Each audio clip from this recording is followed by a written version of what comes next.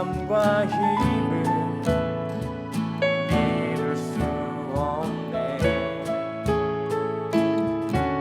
오직 한 가지 그 진리를 믿네.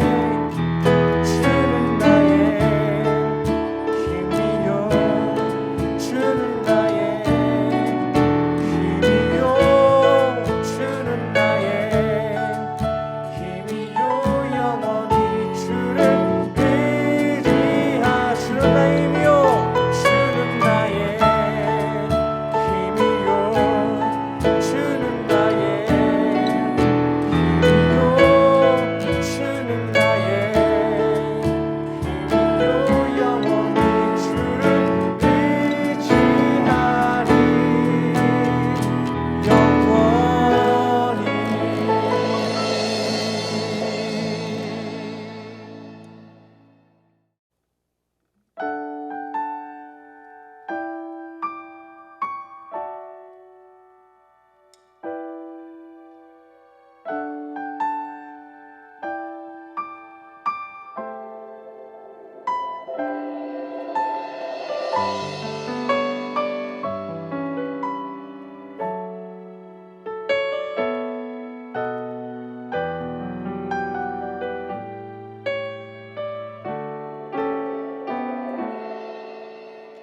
하나님 사랑 변치 않는다. 하나님 사랑 변치 않는다. 세상 다 변하고 날 버린다 해도 하나님 사랑 변치 않는다. 하나님 내 길 인도하신다. 하나님 내 길 인도하신다. 하나님 내 길 인도하신다. 나의 가는 길 다 주님께 있으니 하나님 내 길 인도하신다. 반드시 기도 응답하신다. 반드시 기도 응답하신다. 때론 나의 뜻과 다른 길이라도 반드시 기도 응답하신다. 하늘의 것을 구하며 산다. 하늘의 것을 구하며 산다. 하늘의 것을 구하며 산다. 세상 헛된 것에 소망 두지 말고 하늘의 것을 구하며. 세상 헛된 것에 소망 두지 말고 세상 헛된 것에 소망 두지 말고 하늘의 것을 구하며 산다.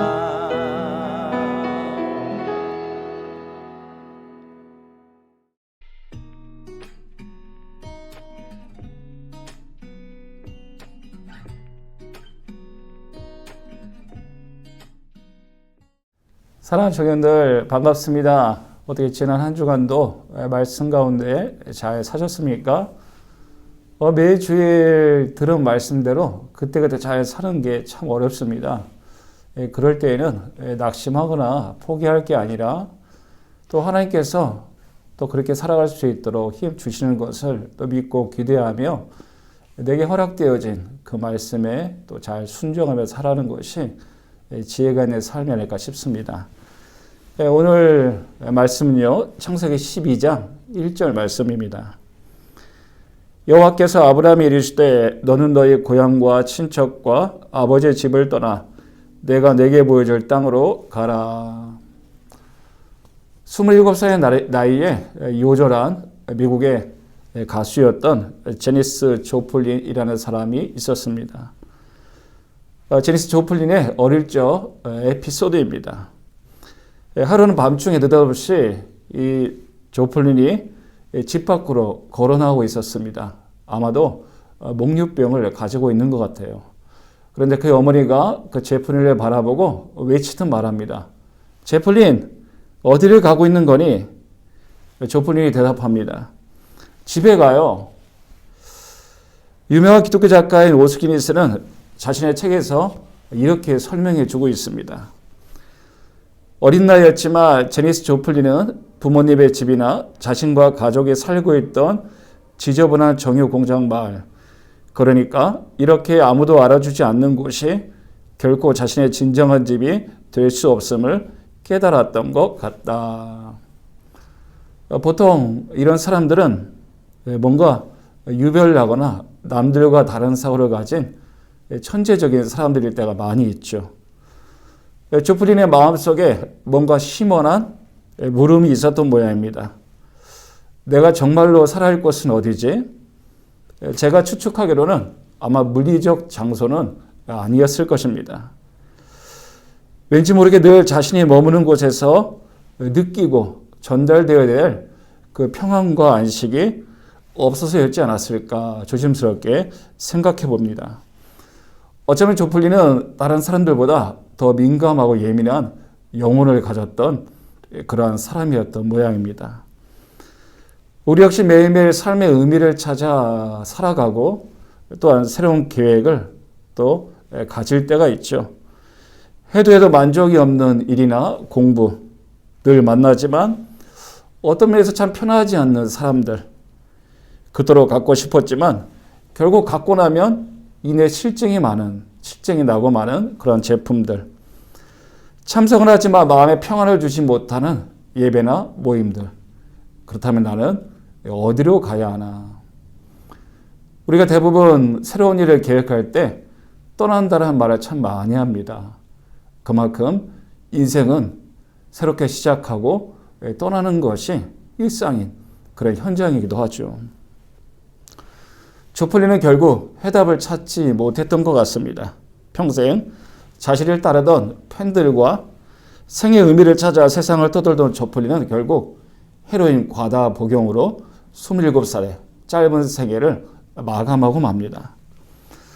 아브라함 역시 어느 날 가족과 함께 정들었던 집을 떠나려고 합니다. 물론 목류병은 아니겠죠. 당시 상황을 상상해 본다면 어릴 적 아브라함과 친하게 지냈던 동네 친구들이나 주변의 사람들이 이렇게 질문했을 것 같습니다. 아브라함, 어딜 가니? 여러분의 상상력을 도내본다면 아브라함이 어떤 대답을 했을 것 같습니까? 아마 조플린과 같은 대답을 하지 않았을까 싶습니다. 나 집에 가. 주변 사람들은 무슨 말인가 했을 것입니다. 잘 살고 있는 집이 있는데 무작정 떠나면서 나 집에 간다라고 말하는 그 아브라함의 말을 아마 이해하지 못했을 것입니다. 저도 지금껏 살아오면서 14번 이사했습니다. 어릴 적에는 부모님의 의사나 삶의 형편에 따라 이사하기도 하고, 그리고 결혼과 사역을 위해서 중간중간 거처를 옮겨야만 했습니다. 우리는 이렇듯 늘 자신이 있어야 할 곳 혹은 자신이 살아야 할 곳을 찾으며 떠도는 때로는 나그네 같은 생애를 살아갈 때가 많이 있죠. 아브라함의 주변 친구들이나 마을 사람들은 아마 궁금했을 것입니다. 왜 잘 살던 곳을 떠나서 내 친구가 왜 갑자기 이사를 가는 걸까? 여기보다 더 살기 좋은 어떤 곳을 찾았나? 아마 생각도 해보았을 것입니다. 하지만 성경은 아브라함이 집을 떠난 이유에 대해 명확하게 말씀해 주고 있습니다. 여호와께서 아브라함이 이르시되 너는 너의 고향과 친척과 아버지의 집을 떠나 내가 내게 보여줄 땅으로 가라. 하나님의 말씀 때문이었죠. 아브라함이 갑자기 잘 살던 그러한 집을 떠나 새로운 곳을 떠난 이유는 하나님의 말씀 때문이었습니다. 하나님께서 가라고 명령하셨기 때문이죠. 그래서 한 번도 가보지 못했던 곳으로 발걸음을 옮길 수 있었던 것입니다. 아브라함은 집을 떠나 땅으로 갑니다. 유에서 무로 갑니다. 자신이 갈 바를 알지 못하고 하나님 말씀 의지해서 떠나갑니다. 하지만 아브라함이 발걸음을 옮길 수 있었던 것은 그 생의 의미를 하나님의 말씀 안에서 찾으려고 하기 때문입니다. 내가 사는 곳에서 내게 주는 안정과 만족이 내 생의 의미가 아니라 오직 하나님의 말씀이 인도하는 곳에 머물 때에 내가 생의 의미를 찾을 수 있음을 아브라함은 믿었기 때문이죠. 하나님의 말씀이 가리키는 곳이고 내가 있어야 할 곳, 내가 해야 할 어떤 일이 있는 바로 그곳이라고 믿었기 때문입니다. 지금 잘 살고 있는 이 집이 내게 어떤 영구한 삶의 의미를 제공하는 것이 아닌 하나님의 말씀이야말로 내게 유일한 생의 의미를 주는 안식처라는 것을 아브라함은 알았던 모양입니다. 결국 하나님 안에 사는 것이 이 땅에 나의 유일한 집이라는 것을 아브라함은 알았겠죠. 오늘도 많은 사람들이 세상을 배회합니다. 그리고 새로운 출발을 합니다. 그리고 무작정 한번 떠나보기도 합니다. 내가 무엇을 해야 할까? 내가 어디에서 살아야 할까? 내가 어떤 사람을 만나야 할까? 바라기는 먼저 하나님의 말씀에 귀를 기울이시기 바랍니다. 하나님의 말씀에 먼저 순종하시기 바랍니다. 바로 이것만이 이 땅에서 우리에게 유일한 만족과 위로를 줄 수 있는 우리의 거처, 집이 될 줄로 믿습니다. 지금 어디를 향해 가고 있습니까? 하나님의 말씀 안에 거하며 참으로 청년들이 그 순종함을 통하여 이 땅에 하나님 안에서 복된 삶을 살아갈 수 있는 우리 모든 삶이 될 수 있기를 소망합니다. 기도하겠습니다.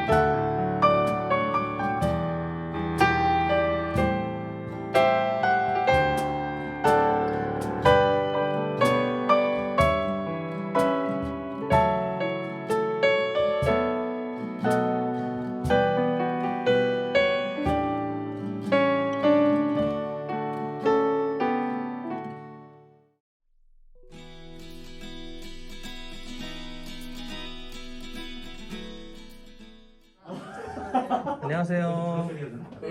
구독과 좋아요, 알림 설정까지. 안녕하세요. 요즘 소개팅 안 하세요?